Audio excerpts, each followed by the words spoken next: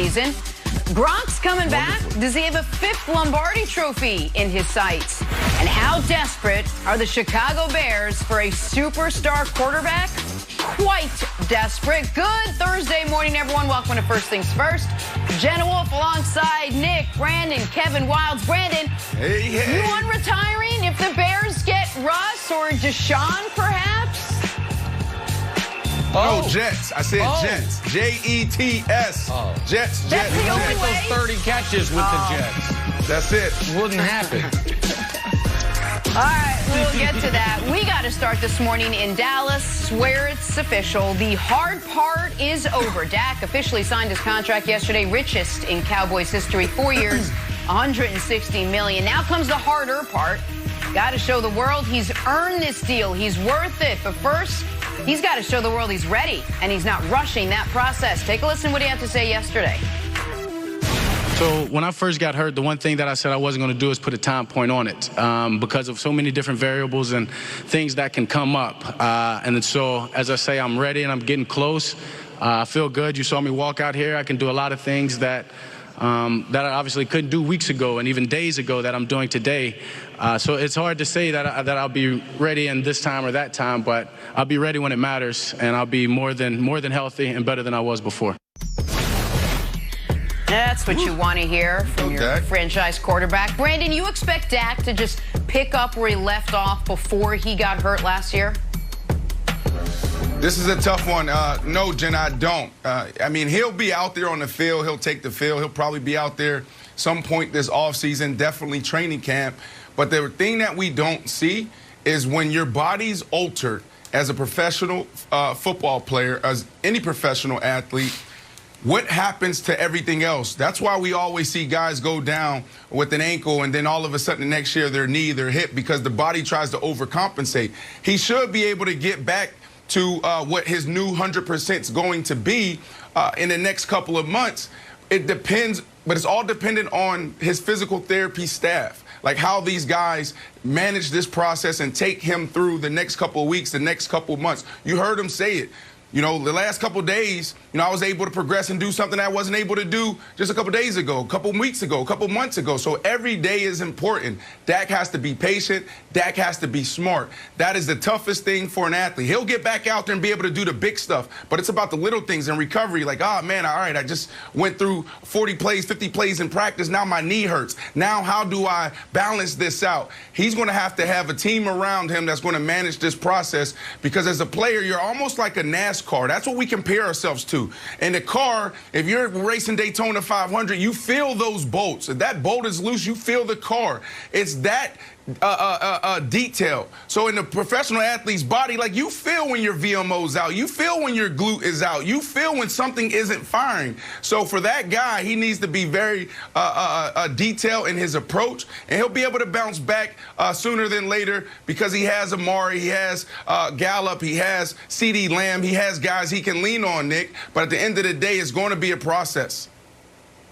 And by the way, that's why if you are a NASCAR driver, it's so important to have a professional like Brandon Marshall on your pit crew to check those lug nuts and bolts to make sure everything's good, as Brandon was just last weekend. Speaking of lug nuts. On Dak, I would expect Dak to early on show a little rust.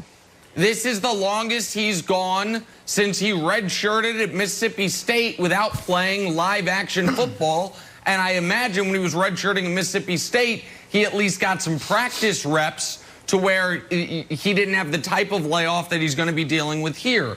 Furthermore, once the rust is worn off, I do wonder if the running component of his game is going to be changed. And if you remember the conversation surrounding Dak pre-injury, it was that a lot of folks wished he would run a little bit more, that they would emphasize that aspect of his skill set a little bit more.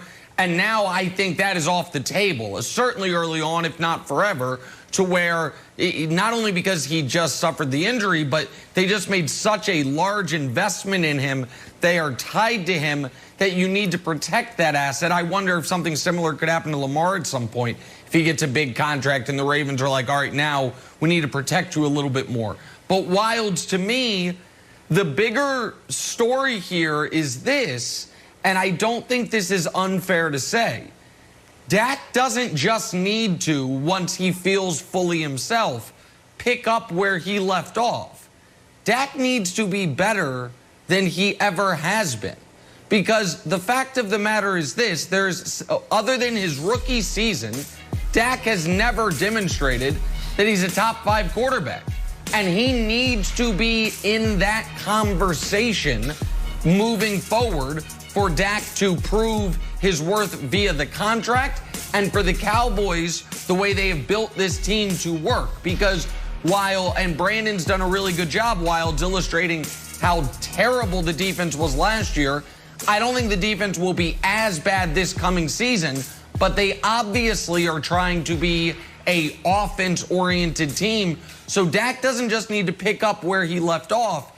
He needs to be better than he's been over the last few years for this to work.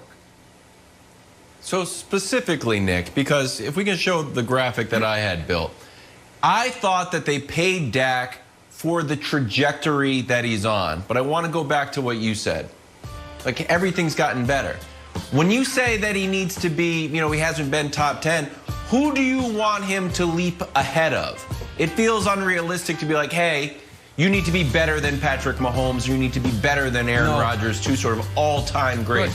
Who is a guy that you say, like, hey, you need to have a better season than who? Like Kyler? Better than Russ? What is your ranking there? Okay, so listen, you've got 3 quarterbacks that are in a class by themselves.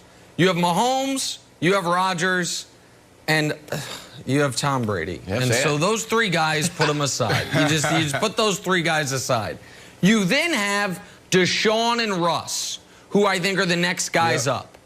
And I'm going to leave Dak out of this. Then you have a massive group that people would argue about the rankings. Lamar, Baker, Josh Allen, Justin Herbert, Ryan Tannehill, Derek Carr, Kyler Murray, Matt Stafford, Matt Ryan. That's 9 guys. Dak's got to be better than basically that entire group.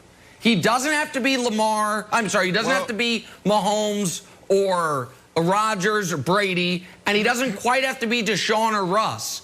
But that next group of guys, he's got to be better than the best of them if the Cowboys are going to have a chance to achieve what their actual goals are. But, Nick, how much of it is Dak and how much of it is Coach McCarthy? Like, he has what he needs. I mean, if I'm a wide receiver walking into that locker room, I'm like, this is my guy. This dude can do it all. He has amazing ability to lead. I've seen him lead guys in good times, lead guys in bad times. He has the arm. He has the IQ. Situational football, he's getting better. And when I say getting better, not saying like he was bad, like every year he's taking that leap of, oh, let me ascend to where Russ and Deshaun's at. Let me ascend to where Tom Brady and Patrick Mahomes and Aaron Rodgers is. So when you look at the guys around him, CeeDee Lamb, Gallup, you got Mari Cooper, you got Collins, you got Smith, you got Looney, you got Zach Martin, you got Zeke. Zeke. Who's the pressure on? The pressure is on Coach McCarthy. Can Coach McCarthy now take what he was doing in Appleton, Wisconsin, now he's in Frisco, Texas, and see if he can now take his game to a whole nother level? If Coach McCarthy can take his game to a whole nother level, I think we will see Dak Prescott go from mid-tier quarterback to top 5 quarterback because he has everything he needs inside of him and around him. That's fair. And listen, one of the reasons you guys have been giving me a hard time all week that I picked the Cowboys to go to the Super Bowl last year, one of the reasons I won't be doing it this year is because I should have never believed in the transformation of Mike McCarthy. And last year disabused me of those notions.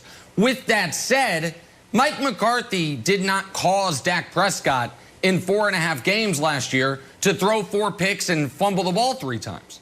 Like, so there are things Dak can do to tighten his own game up. On that. Maybe, Brandon, some of them maybe we can say were schemed. That's fine, but we also watch those games. Some of them were bad passes, and fumbles are usually on the fumbler. Not always, but usually fumbles are on the fumbler. So there are things Dak can clean up that he is going to be expected to clean up once he's back and fully healthy, Jenna. And I will just say this real quick. If the Cowboys are going to protect Dak Prescott, at least in the early going from running, staying in the pocket, that puts a lot of pressure on Ezekiel Elliott that you mentioned, Brandon. That's something we haven't really talked about. He didn't have his best year last year. We'll see how much pressure that does put on him in this offense. We got to take a turn. Talk about a little Super 6. They're giving away cash on Sunday. Download the Fox 6 Super 6 app. I'm just going to keep talking. Enter the selection special contest for your shot at a $5,000 guaranteed prize. Answer 6 questions about Sunday's bracket reveal for your free chance to win. With that, we'll take a break. Much more First Things First right after this.